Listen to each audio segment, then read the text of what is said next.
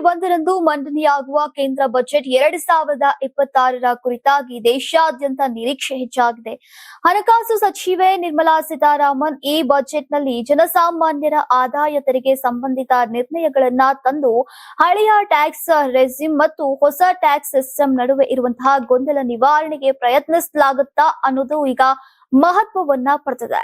2025ರ ಬಜೆಟ್ನಲ್ಲಿ Nirmala Sitharaman income tax ನಲ್ಲಿ ಭರಪೂರ ಸುಧಾರಣೆಯನ್ನ ಮಾಡಿದ್ರು. ಸ್ಲ್ಯಾಬ್ ದರಗಳು ಸರಳಗೊಂಡು ಮತ್ತು 12 ಲಕ್ಷ ರೂಪಾಯಿ ಆದಾಯದವರೆಗೆ ಹೆಚ್ಚಿನ ಟ್ಯಾಕ್ಸ್ ರಿಲೀಫ್ ಅನ್ನ ನೀಡಲಾಯಿತು. 75,000 ಸ್ಟ್ಯಾಂಡರ್ಡ್ ಡಿಡಕ್ಷನ್ ಸೇರಿಸಿದ್ರೆ ವಾರ್ಷಿಕ 12.75 ಲಕ್ಷ ರೂಪಾಯಿ ಆದಾಯವಿರುವವರು ಆದಾಯ ತೆರಿಗೆ ಬಾಧ್ಯತೆಯಿಂದ ಮುಕ್ತರಾಗುತ್ತಾರೆ. ಇದರಿಂದ ಕೋಟ್ಯಾಂತರ ಜನರು ಹೊಸ ಟ್ಯಾಕ್ಸ್ ರೆಸ್ಯೂಮ್ ಅಡಿಯಲ್ಲಿ ಈಗ ಲಾಭ ಪಡೆದಿದ್ದಾರೆ.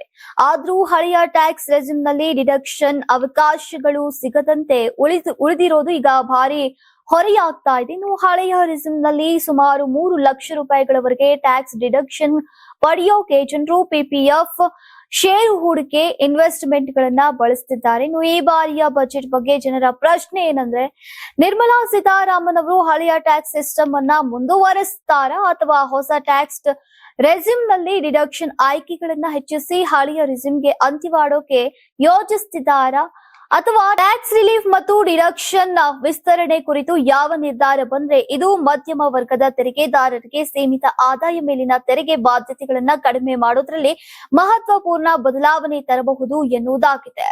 ಒಟ್ನಲ್ಲಿ ಹಳೆಯ ಟ್ಯಾಕ್ಸ್ ರೆಸ್ಯೂಮ್ ಮತ್ತು ಹೊಸ ಟ್ಯಾಕ್ಸ್ ಸಿಸ್ಟಮ್ ನಡುವೆ ಇರುವಂತಹ ಗೊಂದಲಕ್ಕೆ ಈ ಬಾರಿಯ ಬಜೆಟ್ ಸ್ಪಷ್ಟ ಉತ್ತರ ಸಿಗತ್ತಾ ಅನ್ನೋದು ಈಗ ಕುತೂಹಲವನ್ನ ಮೂಡಿಸಿದೆ. ನೀವು ಸಣ್ಣ ಆಗ್ಬೇಕಲ್ವಾ? ಅದು ಒಂದು ಉತ್ತಮ ಆಹಾರದಿಂದ ಸಣ್ಣ ಆಗ್ಬೇಕಲ್ವಾ? ಪ್ರತಿದಿನ ನಮ್ಮ ಜೀನಿ ಸ್ಲಿಮ್ ನ ಯೂಸ್ ಮಾಡಿ ಯಾವುದೇ ಸೈಡ್ ಎಫೆಕ್ಟ್ ಇಲ್ದಂಗೆ ನೀವು ಸಣ್ಣ ಆಗ್ತೀರಾ.